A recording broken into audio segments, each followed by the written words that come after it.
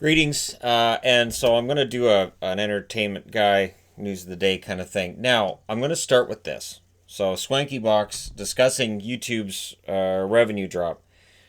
And so this is something that people are like, hey, you can't discuss this. We can though. We can as creators discuss this. We just can't get into all the specifics. But I wanted to talk about this a little bit.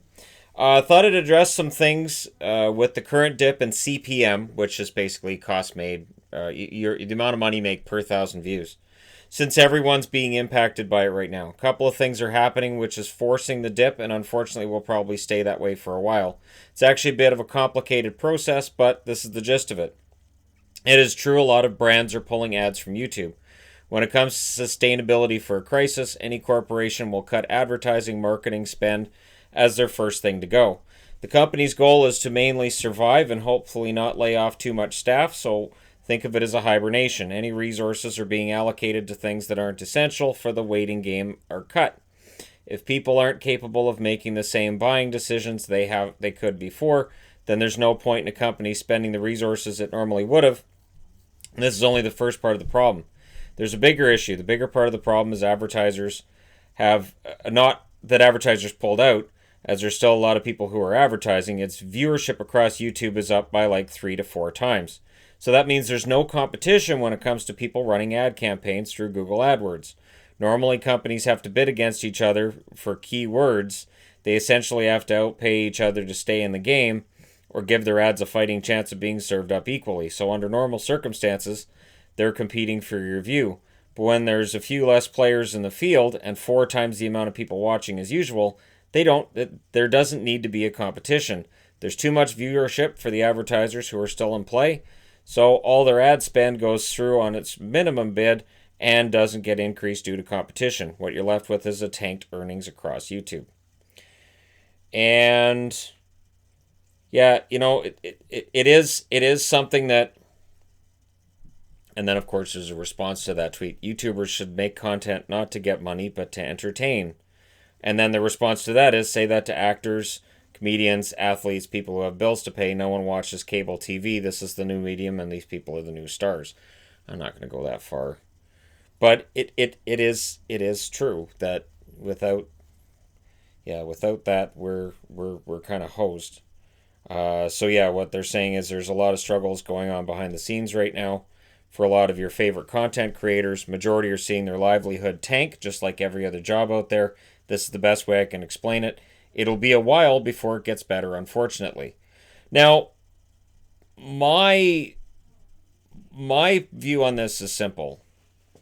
Um, Here's another one. Man, is it this bad for any other YouTubers right now? On March 15th, I brought in 200K viewers, and in that day, I earned the most money I had in the last 28 days. Last video brought in 359K, and I'm making a full quarter less money than I did on March 15th.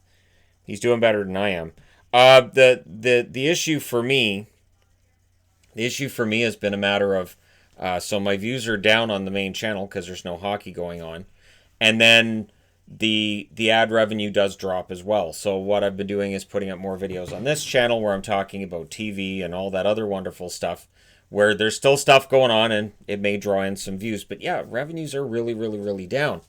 And I'm very fortunate that it's just me that's employed through this, and that my wife and I have a partnership on this, and that I didn't bring in staff. And there was a point in time where I talked to her and I said, I could bring in an editor, I could bring in a couple of people, and it might have affected my ability to save for the future. But the idea being that if I had put money into the channel, that maybe by bringing in staff and hiring people and making it like it's a group, that maybe I would have got more views and probably would have earned more revenue, right? So there would have been more money to go around. But I would have had to lay those people off with the numbers where they are right now. There is no way I could have afforded to have a staff or have an editor or have anything. And so I'm very grateful to be in the situation I am right now, where yes, views are and have been down on my main channel. They've gone up on this channel by like almost 200%. But it's all amount of relativity here, really. And yet, the revenues being where they are, it's bad. But I'm down to about where I was a couple years ago. I think where I benefit as well is that the channels have continued to grow. So there's a lot of YouTubers that they get to a spot where they're kind of comfortable and they've grown as much as they can, and they don't really do a whole lot to expand. They kind of go, ah, here we are. And you look on Social Blade, you look at their numbers, and they stay pretty flat. And so for those channels that stay pretty flat and they have all their budget pre-planned out and they go, okay, this month we make this amount and we know every month what we're going to make because we get, a good idea year to year. I'm already, in year 4, I already had a good idea that April to June are where the money comes in for me to plan trips, where the money comes in for me to basically have everything planned out and paid out for about a year in advance. When it comes to trips, when it comes to hockey tickets, I make sure I've got money set aside. All that money's gone. So all of the trips, all of the ideas that I had, they're all kind of out the window. And yet there's enough there that I've still been able to pay my bills, pay my rent, because again, in this ongoing crisis, yes, it is tough right now if you're a YouTuber, and it is really tough. I would think it's tougher for the bigger channels than it probably is for me. Because again, if you have a channel that, let's say, has 350,000 subscribers and you have millions of views, but you have 6 or 7 people working to keep that channel going, you're now splitting that income, and so suddenly it doesn't go very well. So yeah, for me, this is big, but it is still something that I'm navigating and doing whatever I can to make sure that we stay afloat. And it is difficult, and I do expect the numbers to continue to be bad. The good news, if you're looking for any, is it does look like there will be some sort of an easing of things at the end of this month and going into May. So things seem to be getting somewhat better, and there will be some kind of economic, not a recovery, but it'll come back from the dead. Early May, it looks like we'll see, very controlled. And at that point, companies will be more likely to start advertising again because people will be out a little bit, and we'll likely see some companies coming back, and that should help. But I anticipate this down period for YouTube to go on for a very long time. So when I see people saying, I'm just starting a channel, this is a horrible time. This is easily the worst possible time to do it, because there's absolutely no revenue to spare for people who are just starting out. I cannot imagine trying to start right now. This is easily the absolute worst possible time to start. This is it. So I understand there's more people at home, and there might be more people saying, hey, I could start one up. Yeah, and there's more views going around, but there's also a lot less ad revenue. And YouTube itself has its staff mostly working from home, and it's a skeleton crew doing reviews and doing all this stuff. So the odds of getting monetized as well, I'm pretty sure that process will be a longer wait than it would have been otherwise as well. And to get monetized, it has to be 1,000 view hours thousand subscribers and 400 hours of viewing in a month before you can apply for getting monetized. So it's not easy, and it's an ecosystem that, being a part of it's some scary stuff. So that all being said, let's go through to other things that are going on in the entertainment world. So we'll go back to the top of the board. WWE is an essential business according to Florida. So how? I don't get it. I don't understand. There are a lot of essential businesses right now, and we'll go through this. If you're low income, that dollar store can be the difference right now between having food and not having food. So those are essential. Your fast food, much the same thing. For low income families, a fast food meal here and there might be something that they can do. And then just, restaurants in general, we don't want everybody to be sitting not working, because then you see the whole ecosystem of everything just fall on its ear. But WWE is not an essential service, and it's not generating any tourist money at all, because it's all a closed system. And what's got people upset is that if you had pre-recorded, say, a month's worth of Raw, you can do that over a marathon of a day or two, and then everybody goes home and self-isolates for a while. Now, if you have live shows every week, which apparently there's some contractual thing where If they have more than 3 taped shows in a year, it might affect their TV contracts. It's all about money. The XFL just filed for bankruptcy. So this is all about Vince McMahon trying to claw some money. Because while I'm talking about ad revenues here, yeah, ad revenues on TV have dropped as well. So you're seeing a lot more viewers at home, and so ad revenues for television shows are dropping too. And for anything like WWE that's on, odds are their ad revenues are down too, which is why they're more ready to release a revival. Fine, you're out of here, and they're more willing to release wrestlers because there's a problem. Now, speaking of problems, Ronda Rousey, she went on Steve-O's show and she went off about fake fighting and how stupid wrestling is. You know, considering coming out of UFC that her going to WWE was a huge boost for WWE, yes, for their women's division, absolutely, and for Ronda herself. I don't understand this. I don't get it. Like it kind of feels like a storyline to get her back onto TV, but it's not because there hasn't been any hint that she's coming back to TV, and clearly Shayna Baszler has taken her spot on the roster as being the UFC wrestler, or Sonya Deville if you're looking at SmackDown as well. So, she's talking about these fake fights, and this is what drives me nuts, is when people go, well, it's all fake. Well, yeah, so is what a stuntman does, but it's still dangerous. And they still break bones, and they still get hurt. And you don't see people running around looking at stuntmen and go, these guys are losers. These guys jump off a building into, it's just ridiculous. What a moron.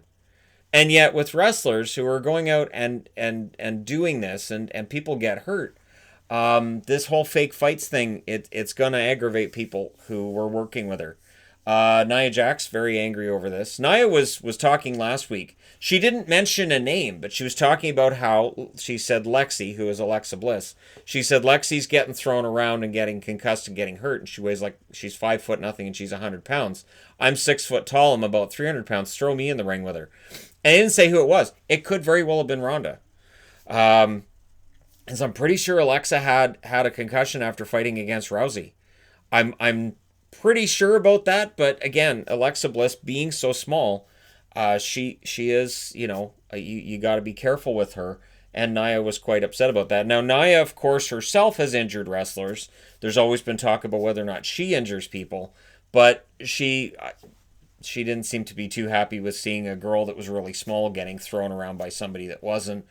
And so, yeah, I will say, Alexa Bliss is probably my favorite female wrestler in WWE. I think she's fantastic. I think she's got a great look.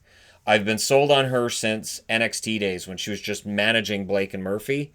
And I thought she was absolutely, once she turned heel, it was perfect. And I was like, okay, that's it. That's because before that she was doing the cheerleader thing and she was a good guy and she had the blue hair and I thought, eh. And then she had the red hair. She was a heel. She was complaining all the time. She was the mouthpiece at ringside. Absolutely great, and I've been sold on her ever since. But you do need to be careful because she is a lot smaller than a lot of the other women that she's fighting as well. So, for Ronda to come up with this whole fake fights thing, Alexa put out a statement regarding her feelings on the matter, which was very diplomatic, and she even throws in at the end, I hope we get to work with Ronda again. We enjoyed working with Ronda. But I think Ronda's burned that bridge. And I'm not sure why. I don't know if it's to try to get her movie career back. I don't know if she's legit embarrassed to have been in WWE or what it is. But yeah, this was weird because coming out of WrestleMania last year, when she didn't have Ronda's shoulders pinned properly, I thought, oh, so that's the out then. That Becky never actually pinned Ronda. Ronda's going to come back for next year's WrestleMania and go, you never actually pinned me, Becky, and I'm going to take you down. And it didn't happen. So we're in this strange world where Becky's still champ, Ronda never came back, and that whole year felt wasted. The thing that I find weird is she talks about the fans and how they were ungrateful. For what? There's heel turns and face turns in wrestling all the time. She wasn't connecting with the fans. And I think maybe fans, I know I could kind of feel this just watching her on TV, this feeling that she's too good for it. And it was this feeling that you don't do house shows, you're hardly on, and you act like you're too good for this. Boo. Like you're gonna boo that. And so she eventually embraced it and turned heel. But man, she's leaving the ring crying because fans are booing her, and that felt real because when she acted, I thought her acting was terrible. And I'm like, seriously, come on. Fans cheer, fans boo, big deal. Clearly not a wrestler in any sense. She picked it up pretty quick, but she's not really built to be a wrestler. She can't handle fans booing her. I'll ask Alexa how to make that work. Alexa's great at it, absolutely fantastic. She shut down the what chance beautifully at one point. Yeah, great. Now, moving on from wrestling, Terminator. If they're even considering more Terminator films, I saw an article on here's how the next Terminator movie should work. My answer is no. There hasn't been a good Terminator movie since the third. I liked the third Terminator movie. I know people that didn't, but I liked it. I thought the bleak ending was more suitable, and I liked it. I did. I thought it was interesting. I thought there was some entertaining dialogue there as well. And I thought the female Terminator was interesting as well. I thought that whole thing was played relatively well.